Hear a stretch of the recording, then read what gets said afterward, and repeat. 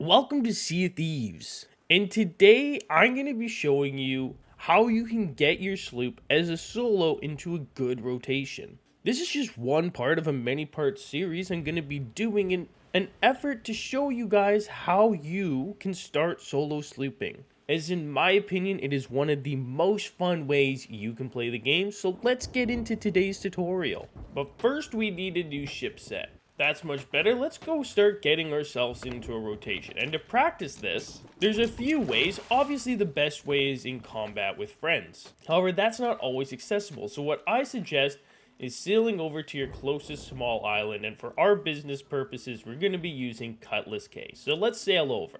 Now that we're heading in our direction, I can give you a few more tips. Obviously, the best way to practice any of this stuff is by loading into a PvP hourglass match and just figuring out. And that's what I did. However, since I've done it, I fully understand that it's not fun whatsoever.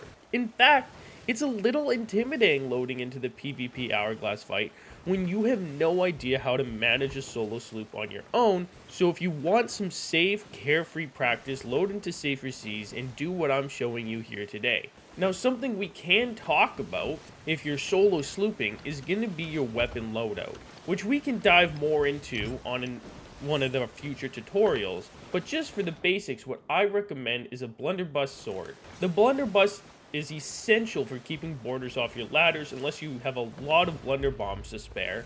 And the sword just makes it so that you never have to reload, and your mobility with it is really quite good. This is again just for basics if you're starting out on a solo sloop. So now, as we're pulling up to the island here, let's pretend like this island is our enemy ship. So I'm going to fully raise our sails and we're going to walk through it slowly. As you'll notice, it's now nighttime, and that's because I accidentally hit the mute button. But that's okay, because I'll be twice as good at explaining this the second time round. So we're going to actually pretend like this rock here is our enemy. It's a bit more of a ship-sized structure, and it's going to be easier to circle than the island, because the island's pretty long.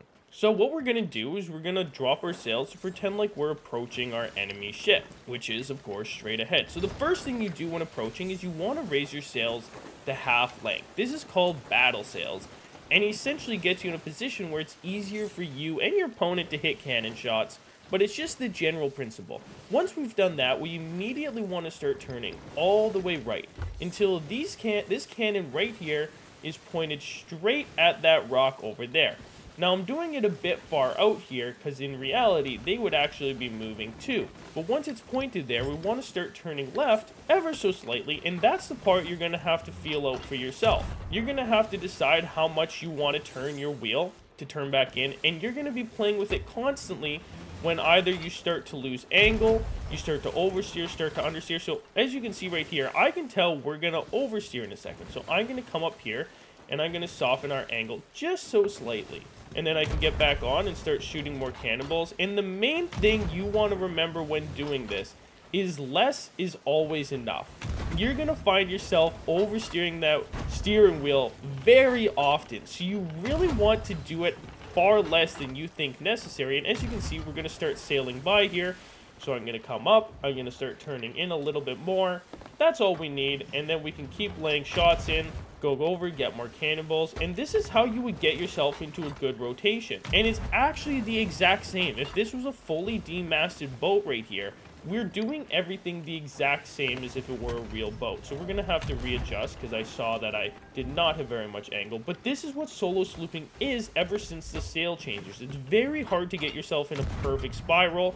But as you can see here, we're pretty much in a perfect spiral. And we will continue to circle around this rock now until it sinks, which the rock obviously never will. But it's that easy. As you can see, we were putting shots into them from range the whole time, which is how every fight starts. You're going to start by giving long-range shots every single fight. And then eventually your ships are going to close in closer and closer to each other as you're adjusting that angle and oversteering and understeering, and that's the beauty of the game. Is no two fights are ever the same.